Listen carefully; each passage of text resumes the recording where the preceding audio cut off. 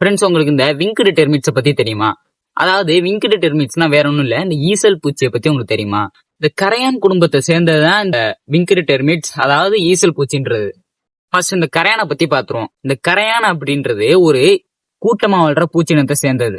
பொதுவா இந்த கரையான்கள் ஒரு புத்துல குறைஞ்சது 1000ல இருந்து அதிகபட்சம் 5 லட்சம் வரைக்கும் கூட்டம் கூட்டமா வாழக்கூடியது.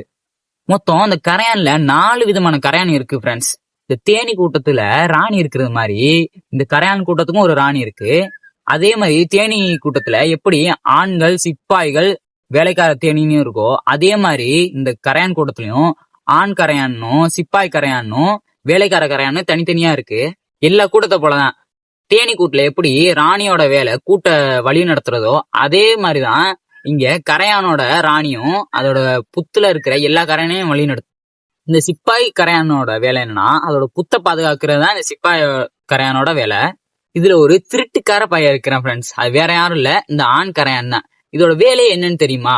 ராணி கரையானோட சேர்ந்து இனப்பெருக்கம் பண்றதுதான். ராணி கரையான் ஒரு நாளைக்கு குறைஞ்சது ஒரு 2000 முட்டை வரைக்கும் போடுமா ஃப்ரெண்ட்ஸ். இப்போ இவ்வளவு நேரம் கரையானை பத்தி பார்த்தோம். இப்போ ஈசல் எப்படி வந்துச்சுன்னு பாப்போமா? இந்த வேலைக்கார தேனி இருக்குல்ல, அந்த முட்டையில இருந்து வர்ற அந்த வெள்ளை நிற குஞ்சு இருக்குல்ல, கரையான் குஞ்சு, அதுக்கு சாப்பாடு கொடுத்து நல்லா அழகா சோடிச்சு பத்திரமா பாத்துக்குமாமா. ஒரு கட்டத்துக்கு மேல இது பொறுமையா உள்ள இருக்க வேலைக்கார தேனி பார்த்து பக்குவமா வளர்த்துக்கிட்டு இருக்குமாமா உள்ள. மழை காலத்துல காத்தே அடிக்காம இருக்கும்போதுதான் இது வெளியே வருமா. ஏன்னா இதுக்கு காத்து எதிர்த்து பறக்கக்கூடிய சக்தி இல்லையாமா. ஈசல் பிறந்ததுல இருந்து அதோட புத்துக்குள்ளே இருந்துட்டு திடீர்னு ஒரு நாள் வெளில நல்லா அந்த உலகத்தெல்லாம் ஜாலியா சுத்தி பார்த்துட்டு திடீர்னு காலையில பார்த்தா காணாம போயிடும்.